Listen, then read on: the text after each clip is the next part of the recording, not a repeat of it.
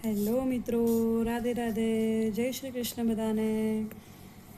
તો તમારું સ્વાગત છે મારા મિની વ્લોગમાં. તો તમે જોઈ શકો છો કે હવે મેં નહીં લીધું છે અને મારા લાલાને ઉઠાડી દીધા છે અને એમને ભૂખ પણ લગાડી દીધો છે. હા, તો હવે હું એકદમ તમે જોઈ શકો છો કે મેં ઝાડુ હાથમાં લઈ લીધું છે ઘરનું કામ કરવા માટે. લાલાને ભૂખ લગાડીને ફટફટ કીધું કચરો વાળીને પછી લાલાને સ્નાન કરાવી દઉં. તો તમે જોઈ શકો છો કચરો વાળીને લાલાને સ્નાન કરાવવા બેસી ગઈ છું હું થાળીમાં. તો કેવા બેઠા છે મારા લાલા. તો તમને લોકોને હવે એમને સ્નાન કરાવીને જ હું સીધા એમને દર્શન કરાવીશ. હા, તો હવે તમે લોકો એકદમ જોઈ શકો છો મારા લાલા કેટલા સુંદર દેખાય છે, કેટલા મસ્ત શ્રૃંગાર છે. શ્રૃંગાર તો હું કંઈ બી કરું પણ મારા લાલા એકદમ સુંદર જ દેખાય છે, સિમ્પલ શ્રૃંગાર કરું તો બી. તો દેખો એમને એમની વાંસળી પણ આપી દીધી છે, એમની પ્રિય વાંસળી મારા લાલાની. તો જોઈ શકો છો તમે પણ એમના દર્શનનો લાભ ઉઠાવી શકો છો. પછી મેં મારા લાલાની આરતી ઉતારી દીધી. હા, તો પ્લીઝ કોમેન્ટમાં રાધે રાધે જય શ્રી કૃષ્ણ લખવાનું ના ભૂલતા. તો જોઈ શકો છો આરતી કરીને પછી હું ફટફટ પોતું મારવા લાગી. તો દેખો મારા લાલા જોવે છે કે અરે પોતું બરાબર મારે છે કે નહીં વિડીયો બનાવવામાં. તો દેખો પોતું મારીને પછી હું કપડાં ધોવા બેસી ગઈ, કેમ કે પછી ચા નાસ્તો કરવો છે. અમારા મિસ્ટર ઉઠી જશે એટલા માટે. તો દેખો ચા મૂકી દીધી છે ગેસ ઉપર. હા, તો આ મારો સ્પેશિયલ મસાલો છે કે જે ચા ટેસ્ટી લાગે એના માટે. તો જોઈ શકો છો એમની રોટલી તળી નાખી છે મારા હસબન્ડ માટે. તો પછી અમે ચા નાસ્તો કરવા બેસી ગયા છીએ. તો બધાને જેને ચા પીવી હોય આવી જાઓ મારા ઘરે ચા પીવા. અને ચા નાસ્તો કરીને મારા હસબન્ડ નોકરી ગયા. પછી હું મારા જોબ પર બેસી ગઈ મારા કોલિંગ કરવા માટે. તો જે કામ છે એ તો સવારમાં મારું 9 વાગે ચાલુ થઈ જ જાય છે કોલિંગનું.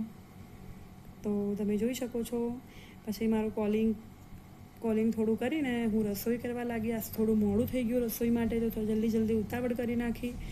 એના માટે આજ તો કુકરમાં શાક બનાવી દીધું. ભલે કુકરનું શાક મને ઓછું ભાવે છે પણ આજે લેટ થતું હતું તો હવે કુકરનું શાક બી ચલાવી લઈશું. તો દેખો મારી રોટલી બી થઈ ગઈ છે, રોટલી બી ફૂલી ગઈ છે મારી.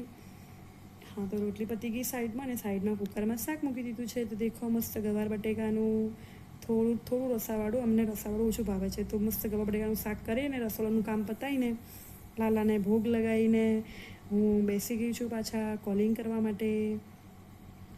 કેમ કે ફ્રી પડું એટલે તરત જ કોલિંગ કરું છું. અને દેખો કોલિંગ કરતી મારા હસબન્ડની વાર જોઉં છું ક્યારે જમવા આવે. તો દેખો વાર જોતાં મારા હસબન્ડ આવી ગયા છે જમવા માટે. તો આજે સવારે અનુપમા જોવાની રહી ગઈ હતી એટલા માટે અત્યારે બપોરે અમે અનુપમા જોવા બેઠી ગયા છીએ જમતા. તો દેખો જમી લીધું છે અમે બંને જણાએ. તો મેઇન કામ મને જે નથી ગમતું કે તડકામાં વાસણ ઘસવા, પણ તો બી ઘસીને કુલર સામે આજ તો હું આવી ગઈ છું હવા ખાવા. પણ આજે સૂવાનું નથી, કેમ કે આજે મારે કોલિંગ કરવાના છે, કેમ કે સાંજે મારે બહાર જવાનું છે. એટલા માટે આજે બપોરે જ હું કોલિંગ કરવા બેસી ગઈ છું. કેમ કે મારે કોઈ દિવસ બહાર જવાનું તો મારે એડજસ્ટ કરવું પડે છે મારી રીતે. તો દેખો આજે હું બપોરે ભલે કસ્ટમર મને ગાળો બોલતા હશે પણ કોલિંગ બપોરે કરી નાખ્યા. તો હું આવી ગઈ છું. જે મેં કીધું હતું કે મારે એક જગ્યાએ જવાનું હતું તો સાંજે હું આવી ગઈ છું મારા ઘરના નજીકની અંદર જે મંદિર છે પાછળ ઉમિયામાનું અને મહાદેવજીનું અને ગુરુ મહારાજનું. તો જય ઉમિયામાં, બોલો ઉમિયામાં કી જય, હર હર મહાદેવ. તો તમે લોકો બી દર્શનનો લાભ લઈ લો. અને હું આવી ગઈ છું ઘરે પાછી મંદિરે જઈને. તો પાછા કપડાં ચેન્જ કરીને હું બેસી ગઈ છું મારા લાલાની સેવા કરવા માટે. તો લાલાની આરતી કરી દઈશું.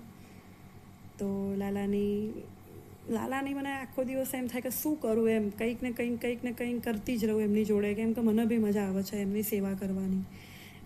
બહુ તો સેવા થતી નથી મારાથી વધારે, પણ જેટલું થાય છે થોડું એ કરું છું. તો હવે જોઈ શકો છો તમે કે લાલાની આરતી કરી દઈશું. તો આરતી કરી નાખી લાલાની, બધું એમનો ભોગ લગાવી દીધો. તો બસ આજના દિવસ માટે આટલું જ છે મિત્રો. તમને મારા બ્લોગ ગમતા હોય તો લાઈક કરો, શેર કરો, કોમેન્ટ કરો અને સબસ્ક્રાઈબ પણ કરો. રાધે રાધે.